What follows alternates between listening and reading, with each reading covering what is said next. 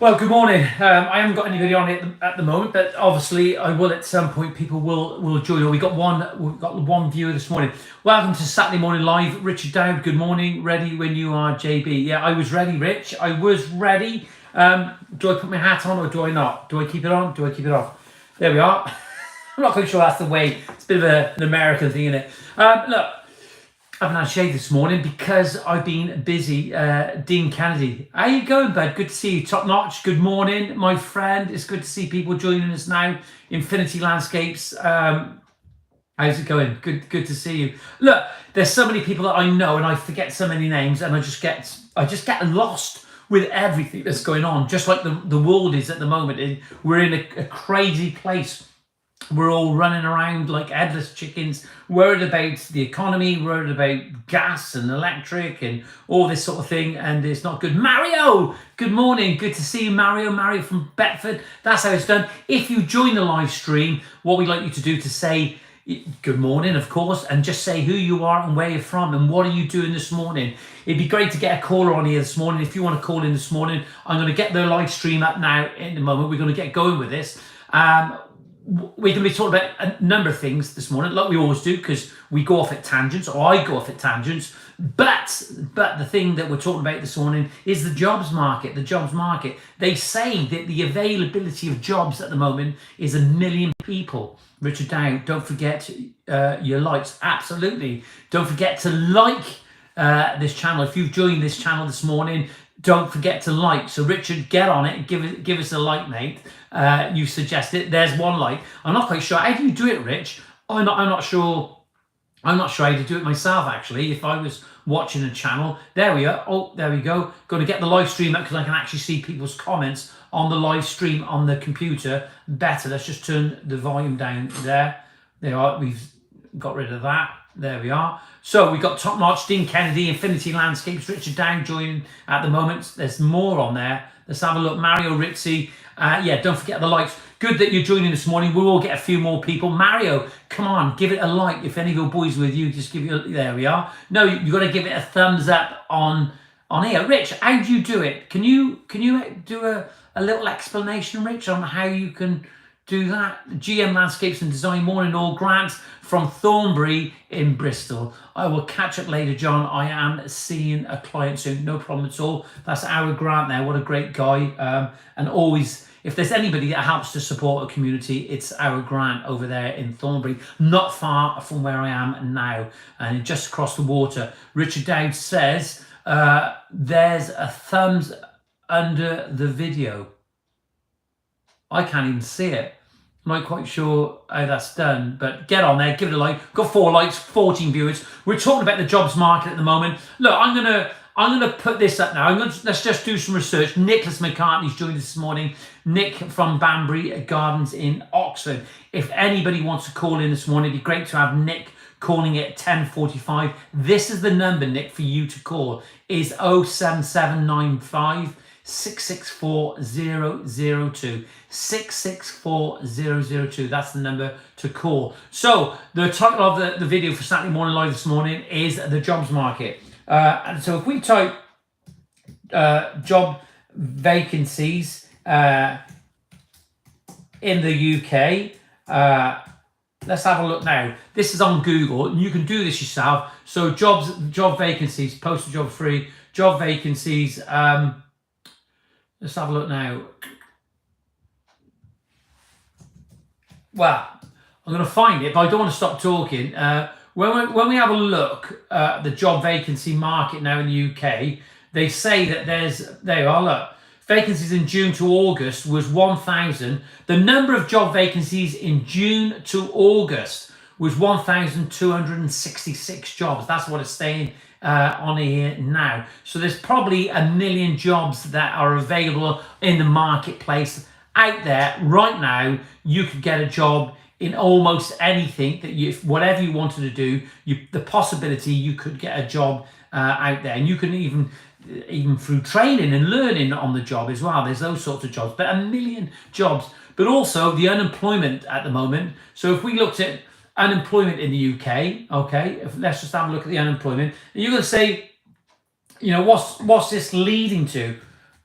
if we look at unemployment in the UK now, right now, how much UK is unemployed? So the totally week. So there's 1 million people that are 1 million people that are unemployed in the UK. Job vacancies 1 million, unemployment 1 million. Why can't we change that? Okay, why can't we change that? Why isn't there a balance?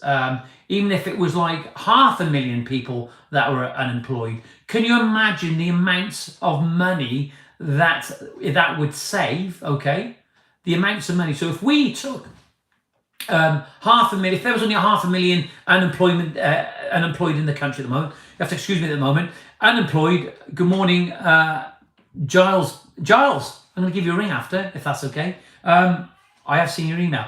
If there was 500,000 people that was unemployed, and then the job vacancies that was taken up, that would mean, Carl, good morning, Carl Button. That would mean that there would be money going into the economy. Also, the money that we would save. I don't know if any of you seen a post I did on Instagram recently. Nick Farage on LBC Radio. I don't want to go about all these channels and what they do because it might not appeal to everybody. I was listening to it in the car, and Nick Farage had a caller from a gentleman that worked for the Department of Work and Pensions. Good morning, Rob Fry. How's it going? And he's working for the Department of Work and Pensions, and he warned Nick that the story he had to tell him was literally unbelievable. He'd worked for the Department of Work and Pensions for 20 years, and he said, Nick, what I'm about to tell you ain't going to believe it. He said, I've worked for the Department of Work and Pensions for 20 years. And he kept warning him about this because he said, you won't believe me. He said, we've got a guy in the Brighton area that wasn't working, okay? He was not working, and they were paying him, the government were paying him £1,000 a month, okay? £1,000 a month. And the reason he wasn't working, because he had a cough, yeah?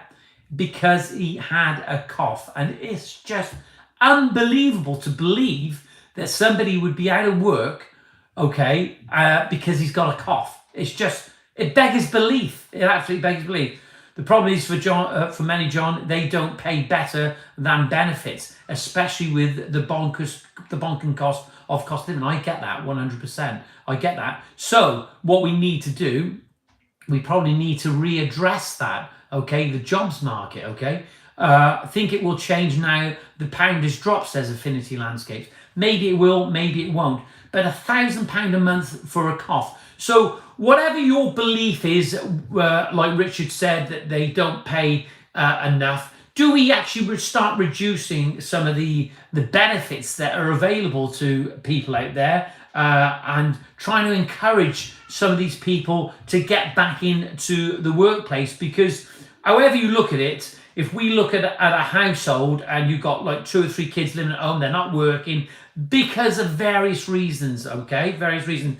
If they've got a disability or a health problems, you can understand it. But what this guy from the Department of Work and Pensions was talking about, that this guy was one of 200 people that had similar problems or that was valued in that way. 200 people, that was like £200,000 a month just in the Brighton area. And it amazed me. I got this thing about numbers. When you start doing the numbers, the cost that we're losing through people that don't want to work because he had a cough. And I think we need to be a little bit more tougher or a bit more of a stricter regime and the criteria that you should meet in these cases. That's my belief, and that's what I believe in. I don't know what you think. Tell me what you think. Just tell me. I want to know what you think. This Saturday Morning Live podcast is about promoting dialogue with you and, of course, everyone else out there, not just the ones that are on this live stream. People are going to watch this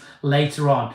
So this is what we're looking at. We're summing up now. We're talking about the jobs market. There are over 1 million jobs available, and the unemployment is 1 million. So we're on par at the moment, which isn't, the balance isn't correct, is it? Wherever you look at it, do we make the job place a little bit more attractive? Do we encourage by paying a little bit more? Or do we sort of come down harder on the people that are claiming benefits in some way? And I don't think it's right in some respects that what's going on out there is not a good thing. There's a lot of fraud going on. That's not fair. There are people that actually need this. And I think we all know where we are with this. We all believe this, that there are people that need help. There's no doubt about that. And actually the ones that are committing the fraud and the ones don't necessarily need that amount of money are taking it from the people that do need it. Maybe the people that do need it could have a little bit more, okay? That's the thing about it. There are people that do need this financial help. It's a real difficult time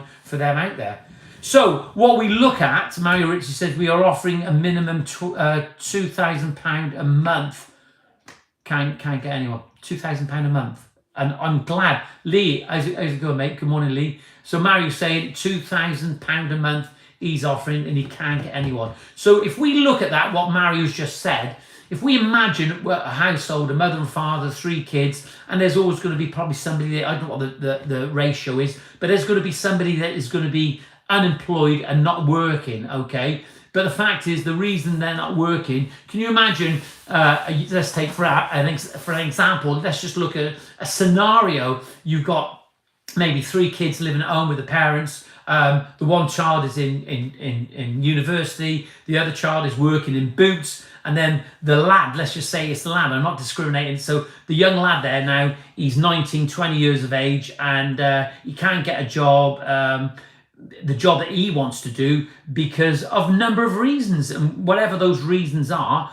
But with the prices that are going up, he's getting a certain amount with unemployment. I don't even know how it works, or with the job seekers. I haven't got a clue. I've never claimed a job seekers ever in my life. But can he go to work? Could he get a job labouring, okay? Could he get a job labouring until he can actually find a job that is suitable for him, that he's looking for long term? Can he take a job short term, which is going to give him a little bit more financial help, take the burden off the household, for his parents, because he can support it, and not, doing that job seekers, and it may be, and I think, I really do, I have to say, I think people are lazy. I think there's a lot of people that are absolutely lazy out there and just don't want to work because they want to be a YouTuber, or they want to do something that is a little bit more easy and not so much fatigue on their body. And I think that's where we're at the moment. I don't think people want hard work. This country was built on hard work. Life is not easy. If you work hard, you will reap the benefits from it. And at the moment, I don't think that people want to do anything. Top Notch says, useless pay, £150 upwards a day, you'll struggle. There we are. Useless, you pay 150 upwards a day and you'll struggle. £150 a day. Can you imagine if you could find somebody, Steve, right? Top Notch, if you could find somebody that was capable of laying a few slabs and you could rely on them, you could trust them, you're paying £150 a day, that's £750 a week, yeah. £750 a week, whether that's employed, self-employed, whatever. That's a lot of money. That's a lot of money. And especially for a young person who's living in a household with their parents. And I don't know. You tell me what you actually think. I'm absolutely gobsmacked and perplexed that why anybody wouldn't work for their own self-esteem and to have some integrity, to get to work and to earn it. So I'm going on about this. I'm not ranting about this, but I just want to see people getting back into the workplace. Richard Dow says, on the landscaping front, I know you mentioned this before, Johnny, but what do you think is the best size range of spaces for me to buy for my porcelain?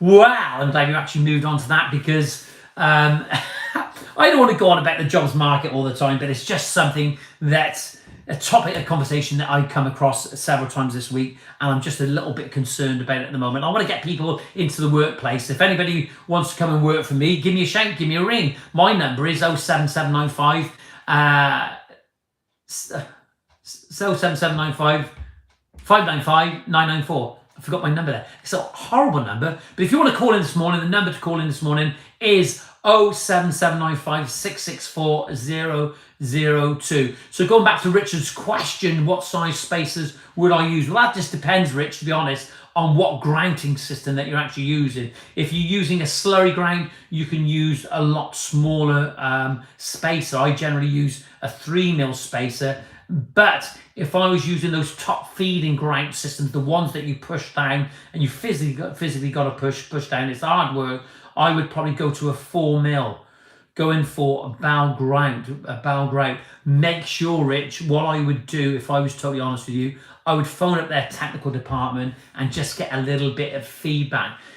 And I don't mind helping anybody, but sometimes you can go direct to these companies, speak to their technical. They're more than willing to speak to you. So, Richard Dowd, if you are, mate, I'd love to see what you're actually doing. If you are going to grout your own patio, phone up Bow, you'll speak to Dave there, he's a cracking guy, and they will give you some advice on it. It doesn't take, listen, they want to speak to people. They do want to speak to people. They want to share their knowledge and they want to help you, okay? You've got to follow the instructions, what it says on the can, but I always use a little bit less water in some cases to keep the concentration. Try not to put too much water on that surface because you will dilute the grout, whatever grout system you're using. If you're using those grouts that you're pushing from above, I would probably go to about 4mm because it'll help you and allow you to get the grout down into those joints and fill it up and nice and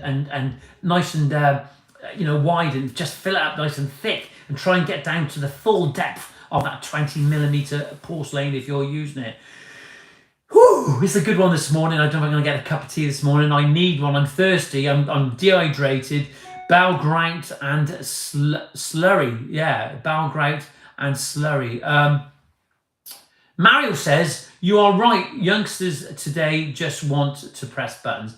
I'm afraid, I think the thing is, Mario, we have become our parents, okay? But even our parents had the similar upbringing to what we had for our era around that time. I know you're a little bit older than me, but I think things have changed. Going back on what Mario said, that life is changed massively for people out there, their expectations of what they're going to do in the week and how they feed themselves. If we go back to the ecology of man and how it's grown, we were hunting, we were going out and we were killing dinosaurs and bringing the meat in. That's what we did, and we were able to do it in all sorts of weather and cold weather. But we got through, we survived, we managed. But it doesn't seem that these days people want to manage or even want to survive. I think they're really, really stagnated. They really are sitting in a quagmire at the moment, and you need to get yourself going.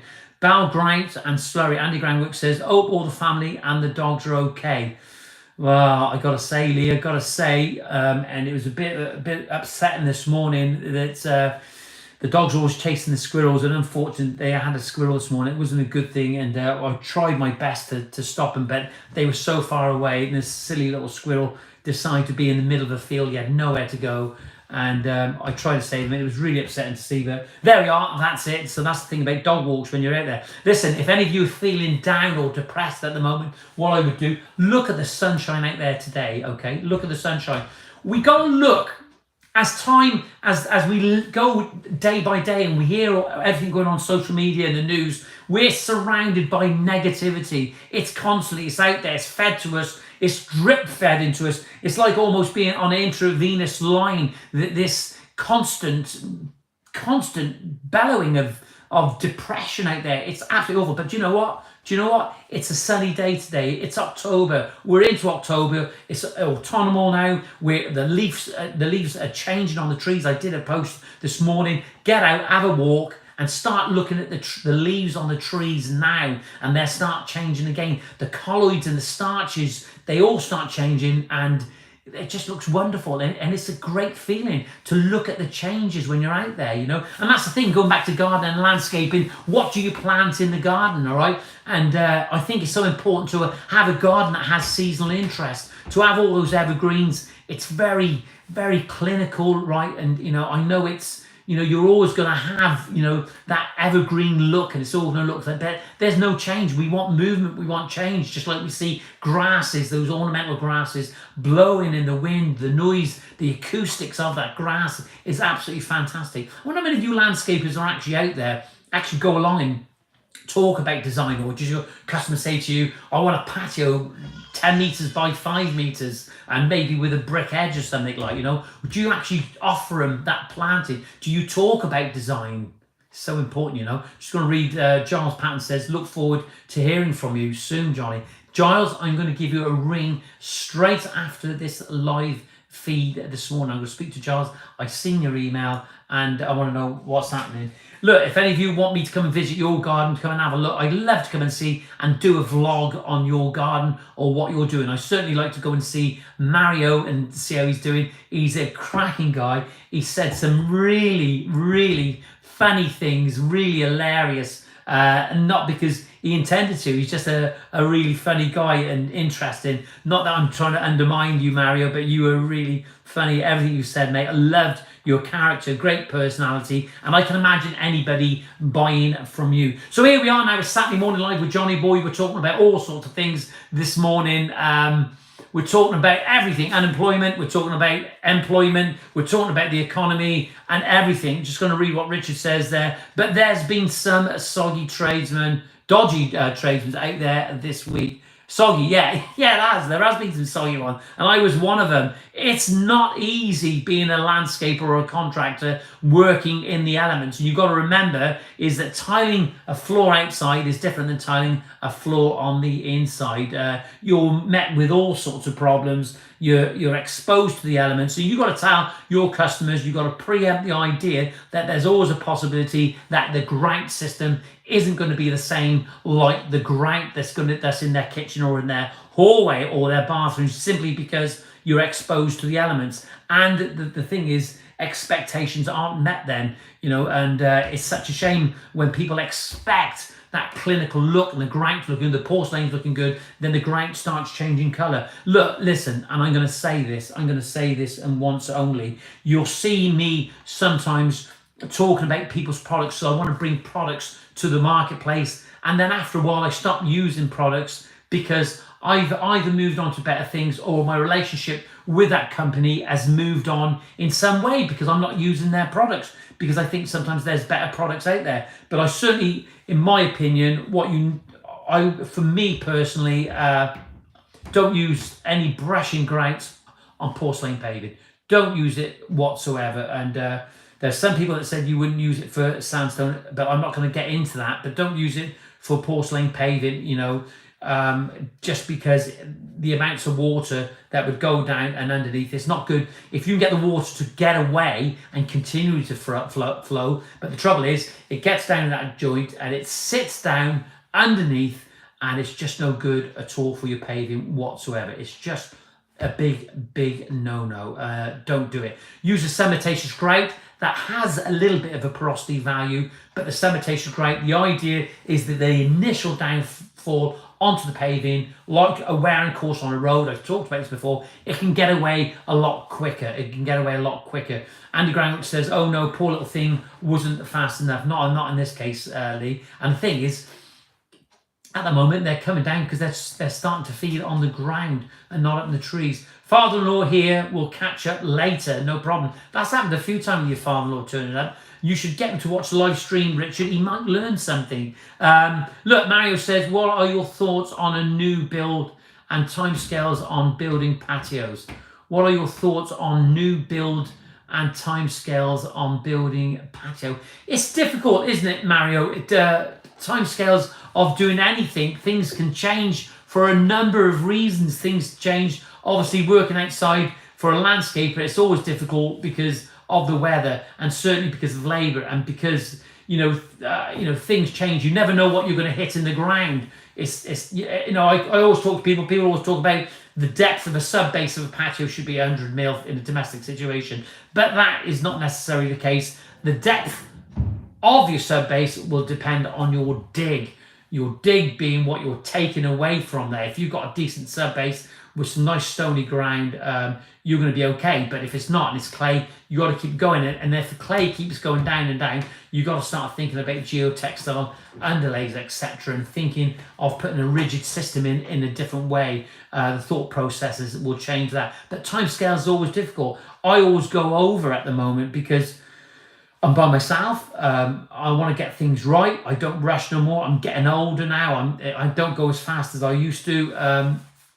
I try. I have those moments of pace where I pick it up, but then it just slows down again. Ground movements, yeah, absolutely. Ground movements. You get ground heave, ground swells, where the water in the ground can actually change the height in some cases, and that's why I never pave right up to the house. If that's the house, I never put the paving right to the house, because if you do get a ground swell and you've grouted that joint nice and tight, nice 4mm, 5mm joint, you're going to get grout on the brickwork. And also what will happen if the patio did move? Patios go up and down. You wouldn't believe it, right?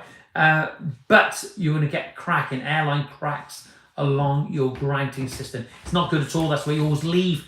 For me, I always leave that 40, 50mm gap, and I put pebbles down there, because you have copious amounts of water running down. You don't see it. It's in the brickwork. It runs down. It hits the patio. You'll have all that sediment all along your patio. You've seen it before, and then the water's going to get across. If the water goes down to the ground naturally and permeates away and follows the drain run, there's plenty of ways of doing it. I've talked about this so many times. Always happy to talk to anybody out there. The thing that's happening at the moment is because we do have problems. All of us have problems. And like all of you that have watched this video after, or whether you watch this video next week or whatever, if you're watching it now, great, fantastic. I have problems as well. I go to YouTube, I phone people up, and I find solutions to the problems I'm having, just like everybody else.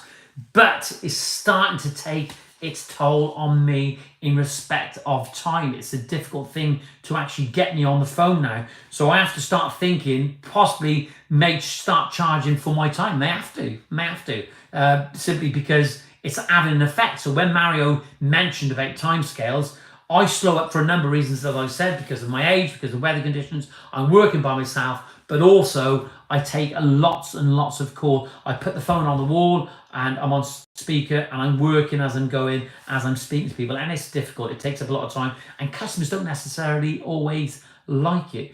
Well, we've got a comment coming in there. Harry West, good morning, Johnny. I think it's unfair to blame the younger people's work ethic. Sometimes the blokes with experience don't want to teach the youngsters. That's what I've experienced over and over.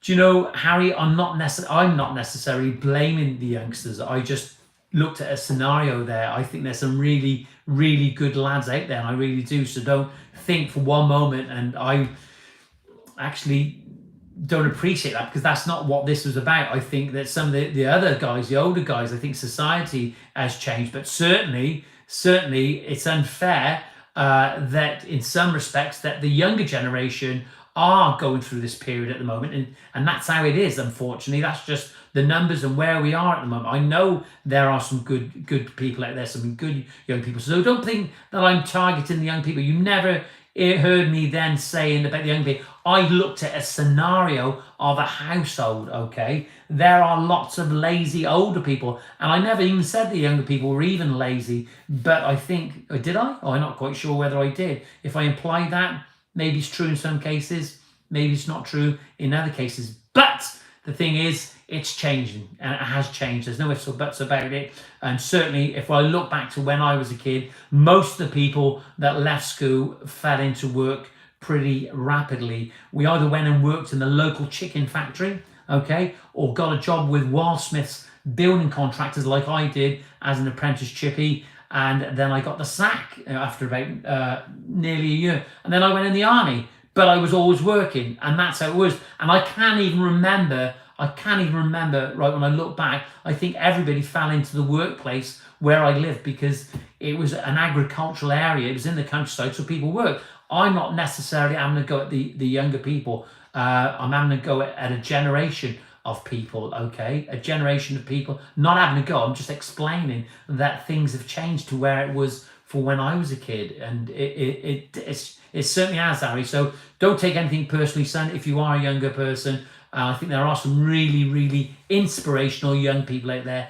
doing an amazing job and work really, really hard. I just don't think a lot of people want hard work no more, and that applies to young, old, and whatever color you are, wherever you're from, whatever you're doing. It's just that things have changed. Top Notch says, are you struggling to find people working for you, John? Yeah, absolutely. And I'll tell you now, I'll be totally honest with you. We had a guy that we've been teetering with the idea about taking him on. We didn't just want to take on anyone recently. We've been going through it. There was some undesirables that had applied for the job that we didn't necessarily think that would be ideal to have around people's premises and property. It's not a good thing. It's not good representation of me or Alison as a company, so we didn't take on those people. And we were trying to get the right people, and we thought we found the right person, and at the very last minute they let us down, and literally at the very last minute, which was disappointing because we placed an order for clothing, work clothing, so we've been messed around big time. There's no ifs or buts about it. We've been messed around big time. Well, it's good to have all you people on here. If you've joined us the live stream this morning, please give it a like. It's good for the algorithms. We're talking about employment and generations and everything. So it's crazy. Seen it myself. Your phone never stops, and the amount of people you help out is amazing. Not many people could do what you do, Lee. I think, to be honest, Lee, I think I got to stop it because my head absolutely, it drives me insane. And I want to help people. I think I've got myself in a position at the moment where it's difficult. Morning, Stan. How's it going, bud? Good to see you. And like Lee said, Lee's seen it. Lee's up there in Liverpool. Great work. If you're in Liverpool and watching this morning and you're looking to getting some landscaping work done, phone Handy Groundworks. Speak to Lee Handy. He's an absolute cracking guy. He's like one of the family.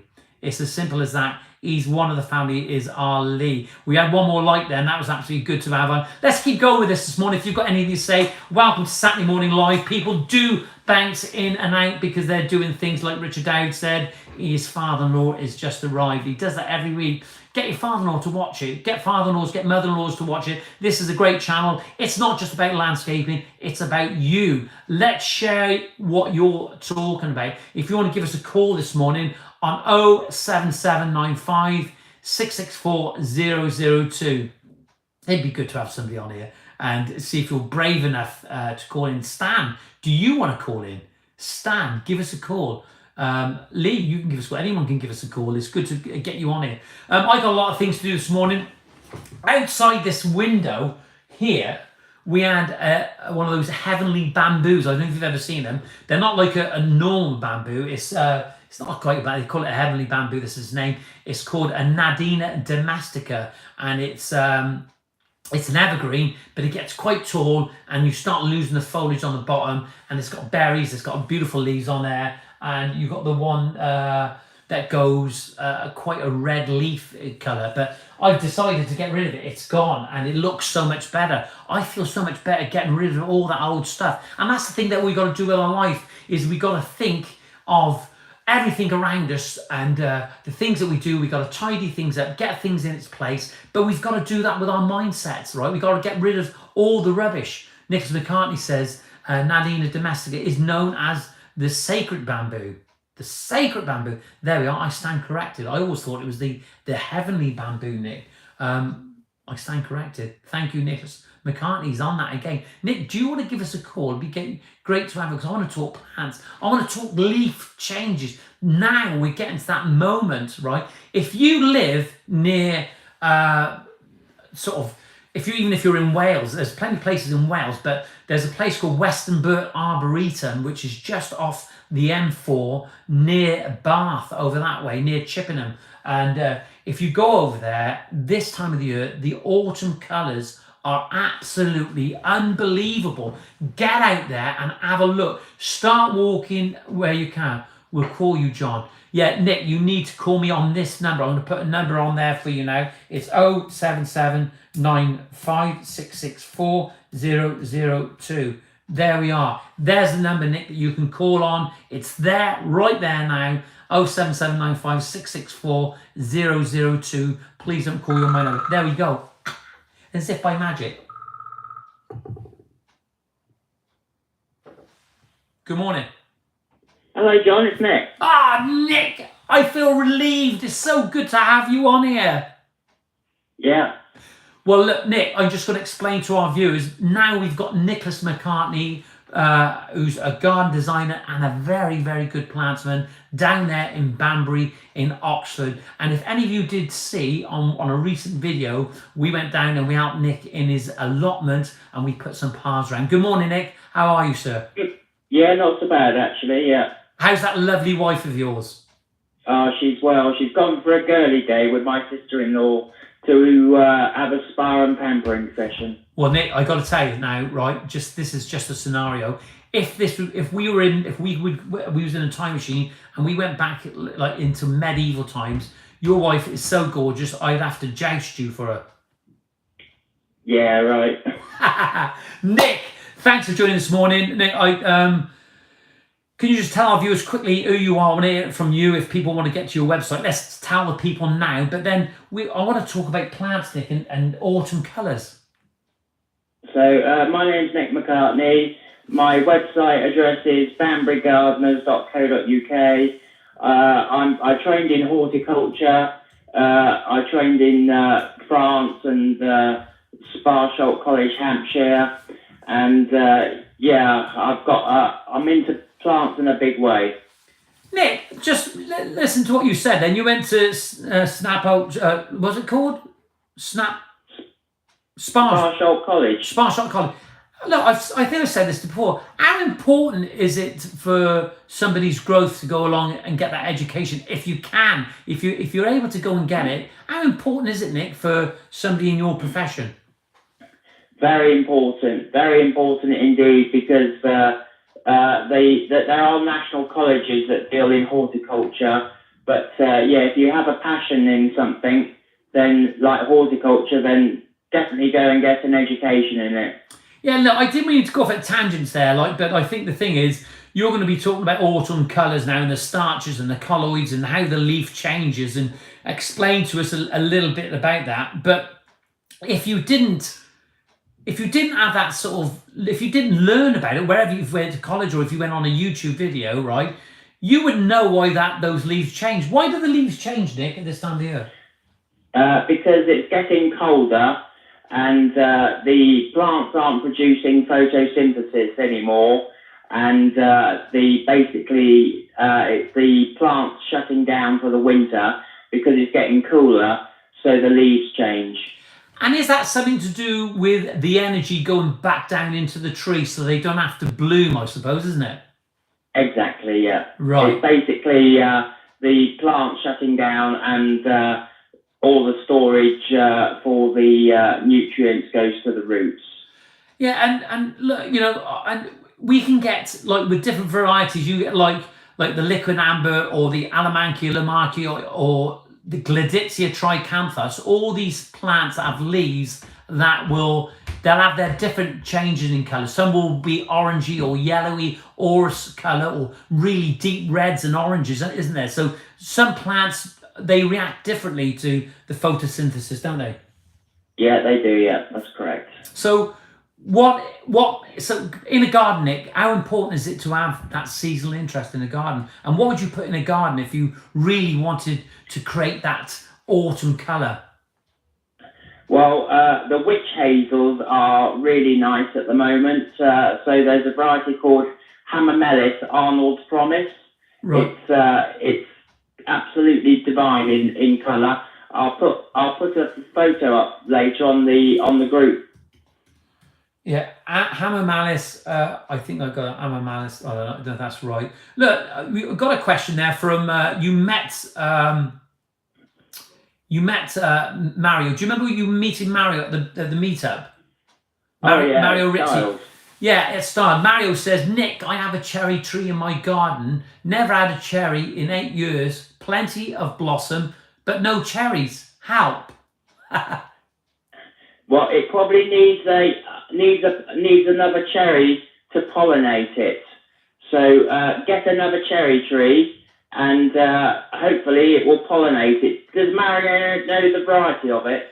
Now, Mario, do you know the variety of the tree? What Nick's saying is that you should be putting another tree to pollinate that. And that's the same as hollies, isn't it? Holly trees. And that's how you get the berries through pollination, isn't it? Or something? It is, yeah. Yeah.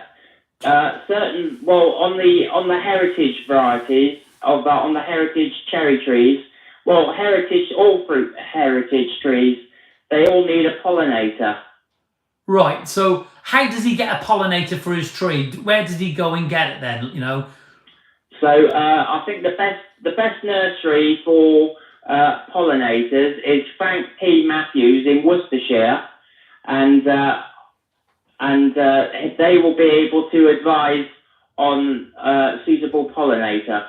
Nick, I'm actually at this moment I'm just blown away now because this is it's things I've touched upon, but already you've given an answer to somebody who's got a problem. Let's just go over it now. Mario says he's got a tree and he hasn't had a cherry on it, and straight away you've said it needs a pollinator. So will they say they'll have a tree, another tree that he can plant nearby, and it's the bees that will help to pollinate that tree, won't it? They will, yeah. Yeah, it's all done with bees. That's why we need to protect the bees.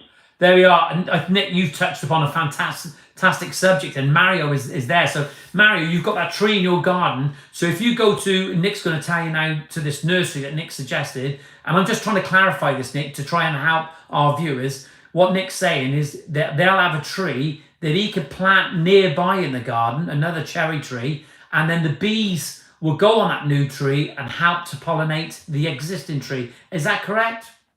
Yeah, that's correct, yeah. Mario says thanks. Can you just remind him of who that company is, Nick? That's brilliant.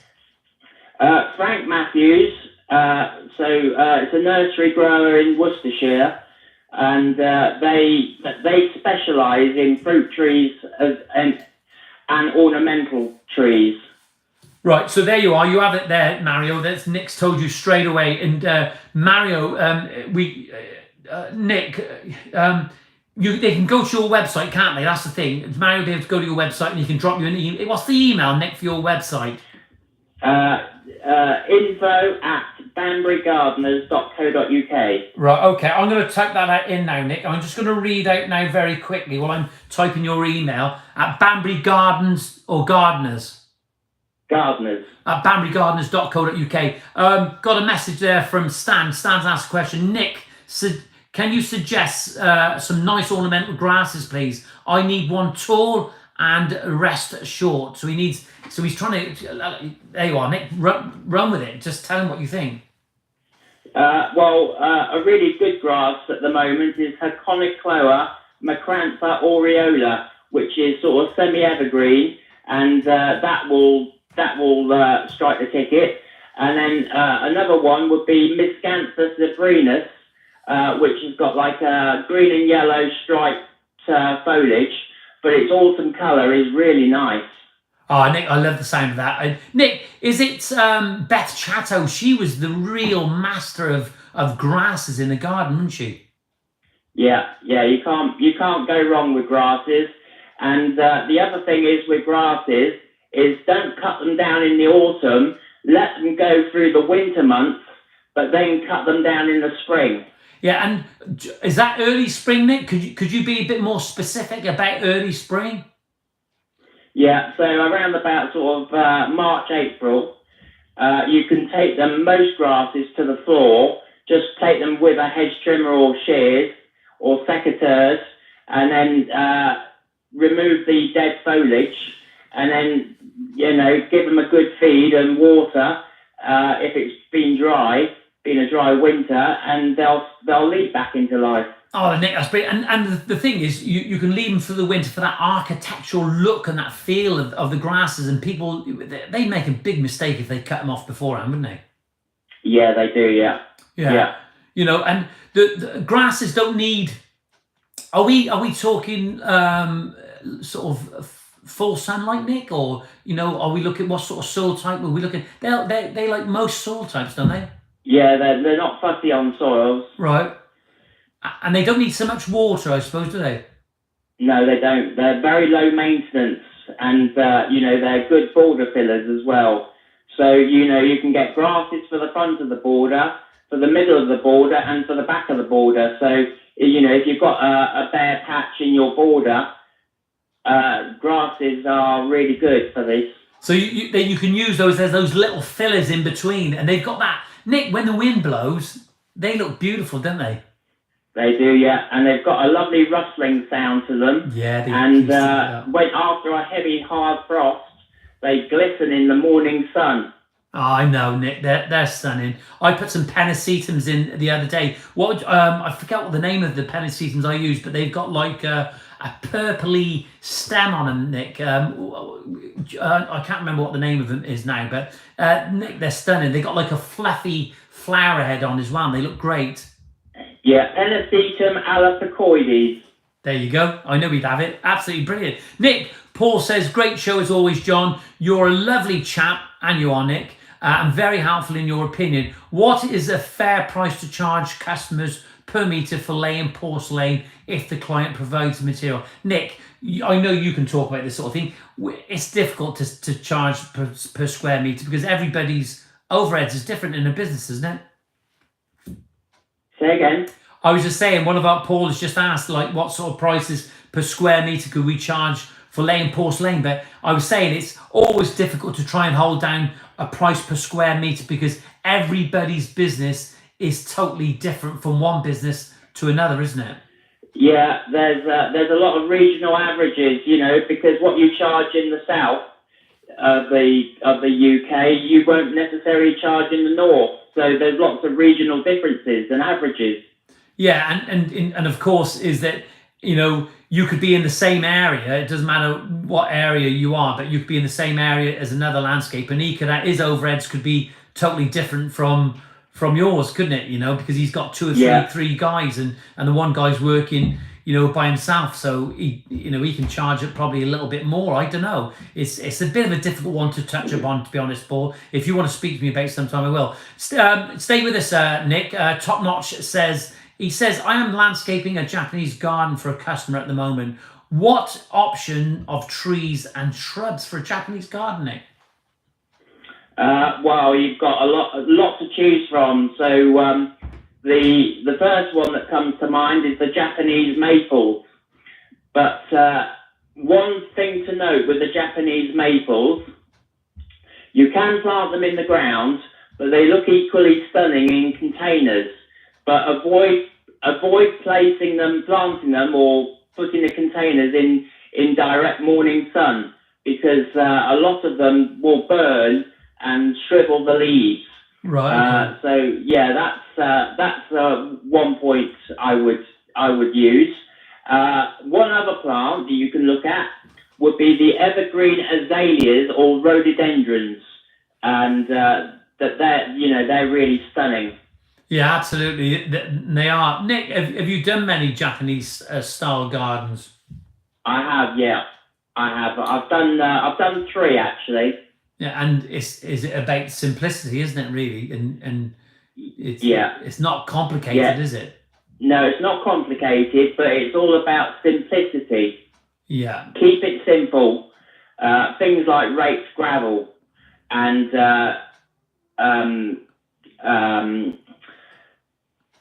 boulders that rocks are in the garden. And even in some cases, like those Japanese cloud trees as well, those Ilex crenatas, they look great, don't they, Nick?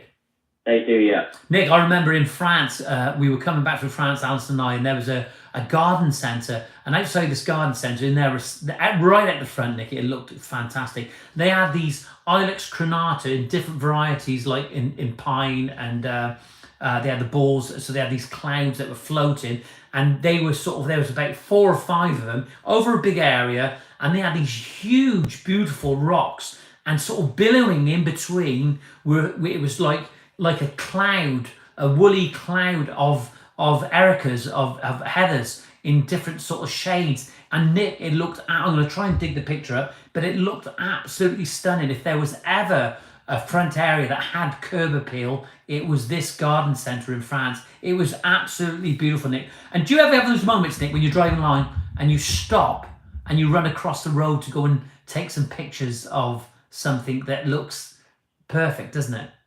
Yeah, and I always keep the pictures. I store the pictures in my albums or on my external hard drive for use in a future project that I'm looking for inspiration for. Yeah, so absolutely. Look, and just to let these people know, Nick, this morning, if somebody wanted some helping with planting or planting plans, or just wanted to have a talk to you, and I'm sure they would pay for your time, whatever that fee is. Are you available to talk to people, Nick? Yeah, I can do online consultations or a Zoom call or a video call. Right. I can do that. Because, Nick, we can't give our time away all the time, can we? It's great when you're on here this morning and you're talking to me now and you're helping these people, but we're all busy. We all got lives to leave and to live. And, you know, sometimes that time needs to be paid for, doesn't it? Because time is priceless, isn't it? Yeah, it is priceless, and I don't always have a lot of time because of my my health regime, and I'm tired a lot. Yeah, just to let our viewers know, Nick's on dialysis on a regular basis. But Nick, we want to know now: has there been any movement in the allotment? Can you update us about the allotment? No, I haven't been up there yet, but I'm hoping to go up there tomorrow with Michelle, my wife, and start planting some winter garlic and winter onions. Wow, Nick, you have to give me some tips on that, because Alison cleaned our raised beds out there. We've got 2 raised beds, 1.2 by 2.4 raised beds that are about 18 inches off the ground, and they're ready to go, Nick. We need some. Nick, I've still been picking tomatoes as well. Beautiful at the moment. The tomatoes that have gone really red, they're still okay. Yeah. You know, they're okay to eat now, aren't they? Yeah, we've had them in sandwiches. They are, yeah. And they've got a little bit more taste on it, a lot more red. They took ages to go, Nick, though we were picking some of the bud off to give them exposure to the light, but they were still, but they're still nice. They're beautiful. Yeah, good. Nick, what's the plans this afternoon? Well, this afternoon I'm hoping to go to the nursery again and get some more winter bedding and the shallots and garlic and bulbs for the allotment. Would you mind sharing me a picture later on of just some picture of anything, Nick, whether it's plants, of what you're doing today, so I can update our viewers that later on our community page, on not just the group, but also on my YouTube account. I want to do a little post about you later on and what you're doing. Would you mind sending me a picture? Yeah, that's fine, yeah. That's fine. Well, look, Nick, thanks for joining this morning. I am conscious of the time. We've hit 52 minutes. I don't want to take it beyond the hour, so I've got to close this down. Thanks for joining once again. Thank you for your time, and I'll be seeing you on the other side, my friend. Yeah, okay. Have a great one, Nick. Goodbye. Cheerio. Bye-bye.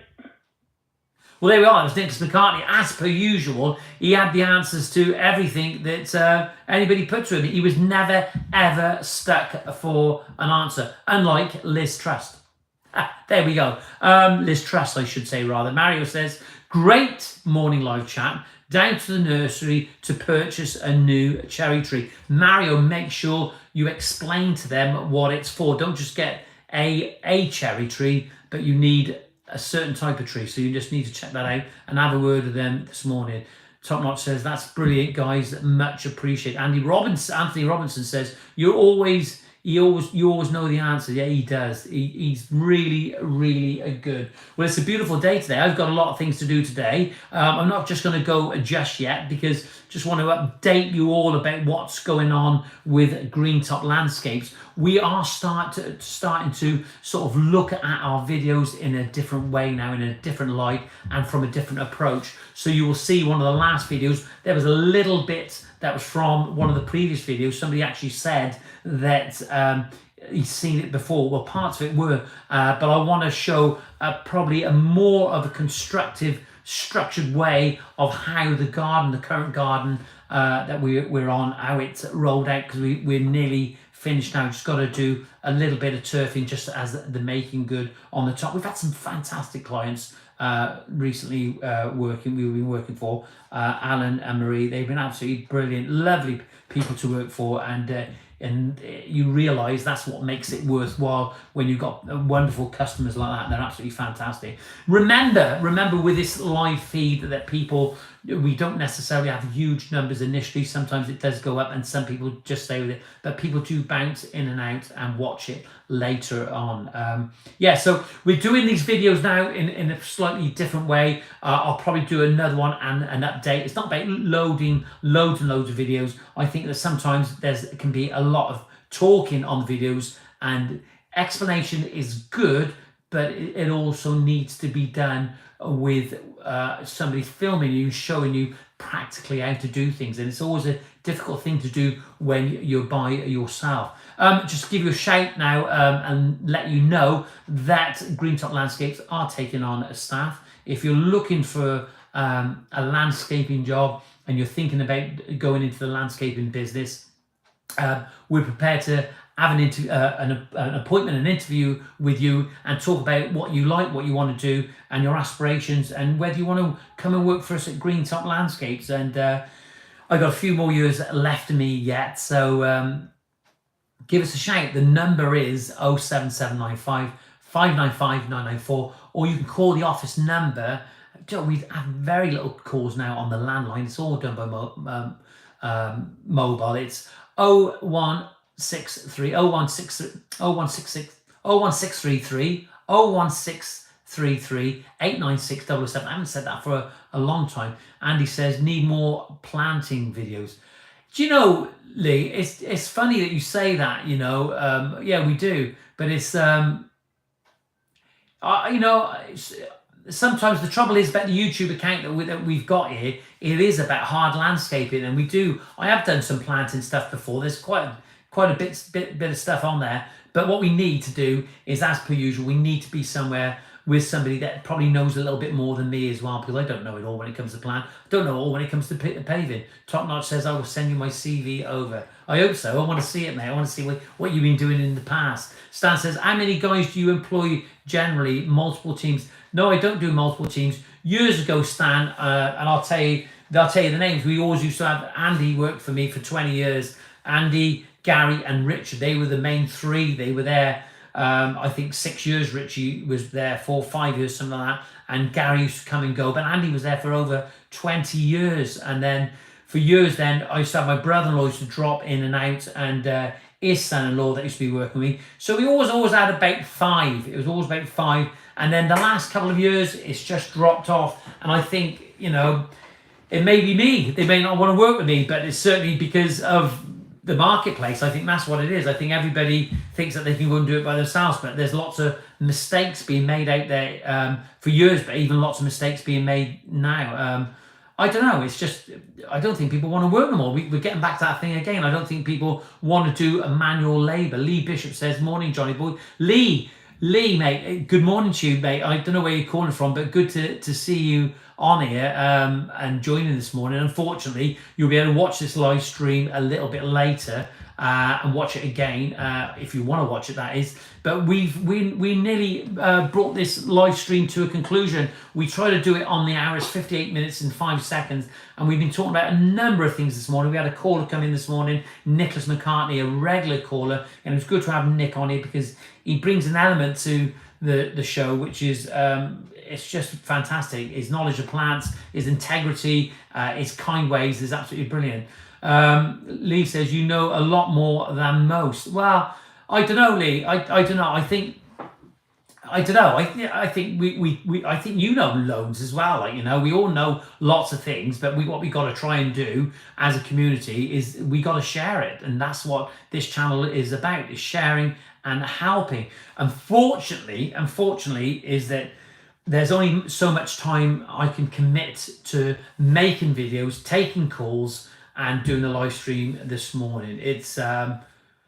It's difficult. It really is difficult. And I think sometime in the future, if people want help, I'm going to have to start charging for it at some point, because I can't sit taking calls in the nighttime when I've got a life as well. What we got to think about is that time is absolutely priceless. Top Notch says sometimes it's good to have bonding time as a team. It really helps morale. Yeah, it does massively. We used to go out on a regular basis, usually once a month. We'd go out and we'd have a few drinks and we'd have a laugh. And I think it is good because this is where you can show your appreciation to the people that actually work with you. Because the thing is, the people that work with you, they start becoming your friends. They start becoming your family in some cases. You can't do it all by yourself. No, you can't. I can't either. So I have to start thinking out how I'm changing things. So I will be doing a post later on about employment as well.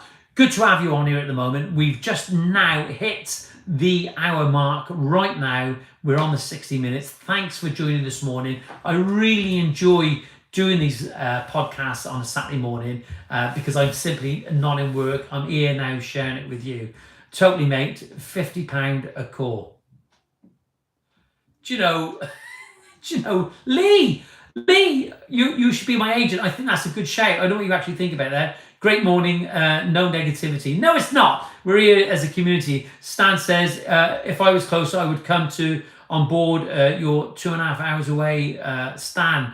I know, mate. It's a shame, isn't it? But I'd love to get out to see some of you, and it's great meeting people. It was great meeting Mario. I know Lee really well. And he's a great guy, and I love meeting people. And Nicholas McCartney, I've probably met more landscapers in the country than anyone else. Let's keep it going, okay? Let's keep sharing, let's keep liking, let's keep being positive. If you've got a problem and you need to share it, you can always give me a call. It's no problem at all.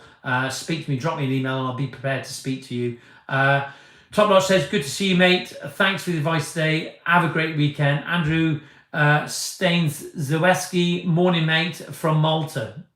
I just love it. From Malta. Andrew, good morning. And listen, mate, send me a picture from where you are this morning. I want to see what your view is this morning. Send me a picture. My email is info@greentoplandscapes.co.uk. Andrew, please send me a picture from Malta. I want to see it. Absolutely brilliant. Good to see. Andrew, if you need a patio being laid, I'll be out tomorrow, mate. No problem at all. I know Malta. What part of Malta are you in? This is what happens. We get to that 60-minute mark and then we go over. Andrew, please, I'm begging you and I'm pleading you, send me a picture from Malta. What's the weather like in Malta this morning? Any jobs going out there? St. Julian's. Right, okay. I stayed in Melia Bay many years ago. Great little island, lovely people. That's not exactly a Maltese name, is it either, is it, Andrew? We've got somebody walking past the window there. Andrew, please send me a picture this morning. He's in St. Julian's. If you need a job being done, we can agree a rate. I'll be glapping to get out to Malta and do a vlog. What are you doing out there, Andrew? What's your job? I'm going to stay with this just for a little while because I'm always intrigued when we get viewers from across the world. Alan LeBon, see you Monday. Thank you, Mr. LeBon, sir. Thank you for joining this morning. There we are. Andrew, tell me whether how's Marie this morning, Alan, and please tell her about Yellowstone. Yeah, I'm watching a box set at the moment, Yellowstone. So I'll see you Monday morning. There we go. The live stream's done and we've brought it to a conclusion. Thanks for joining this morning. I'm going to get back to it now. I've got a few things to do. Looks a little bit cloudy out there this morning, but the sun's out and it's blowing. Have a great weekend. Have a great week. Don't forget the email, Andrew. See you soon. All the best. Bye-bye.